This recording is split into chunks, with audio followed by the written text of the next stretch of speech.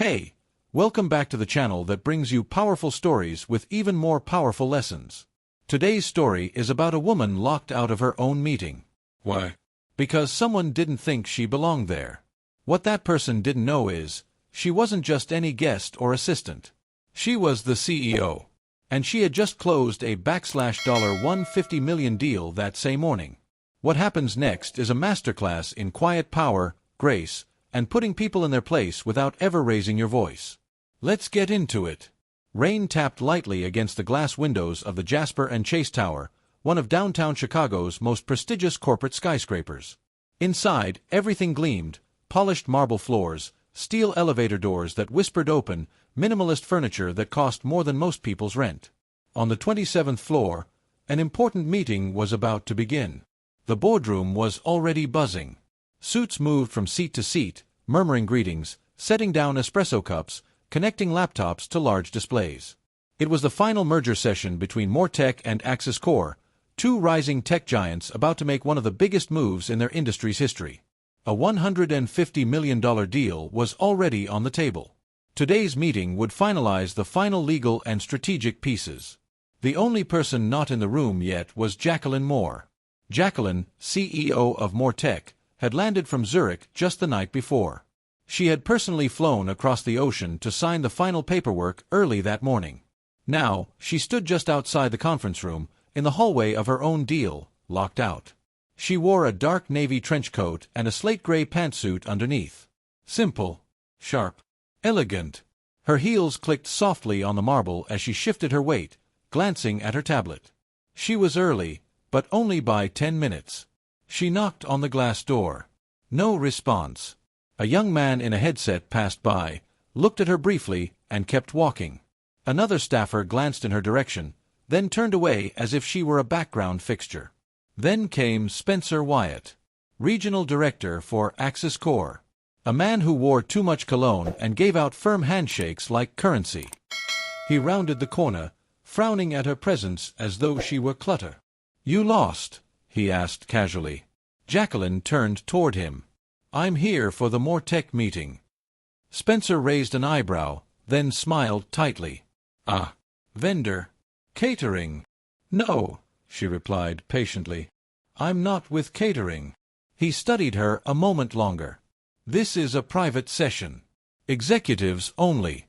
You're not on the clearance list. Please check with the front desk downstairs if you're trying to find the right room." Jacqueline took a calm breath. "I'm not lost. I'm the one the meeting is about."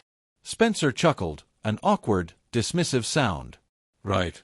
Look, I've got 20 people in that room waiting. I don't have time for this confusion. Please step aside."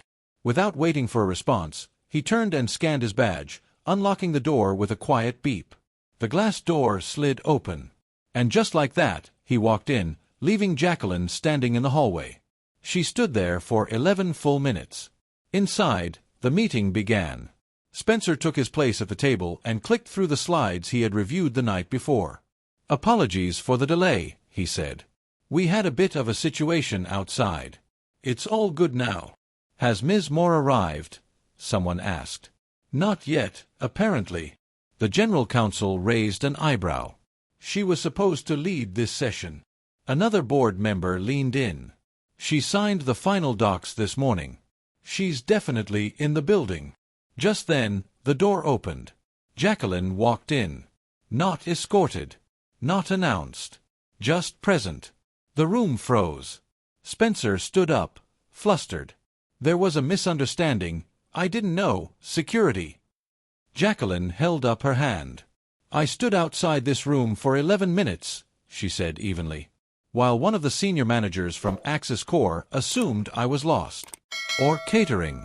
Or an assistant. He never asked my name. Never checked credentials. He just decided I didn't belong." No one moved. "I signed a $150 million merger this morning," she continued. "I did that before most of you had your first coffee. And yet, I was left standing outside because I didn't fit someone's idea of who a CEO should look like." The silence in the room was deafening. Spencer opened his mouth again.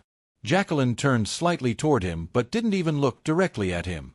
"I'm not interested in excuses," she said. "What I care about is culture. And today, that culture showed its face before I even opened a door." A voice down the table broke the silence. "Ms. Moore, would you like to begin?" She nodded once. "Yes, I already have." And then, calmly, she connected her tablet to the display, took her place at the head of the table, and walked the room through the cleanest, most impressive analysis of the merger strategy anyone had seen in years. No bragging. No loud declarations. Just pure control. Precision. Depth. By the end of the meeting, the board was speechless. The room had shifted entirely.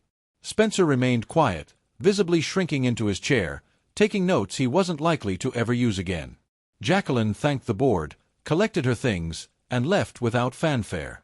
An hour later, an internal memo went out.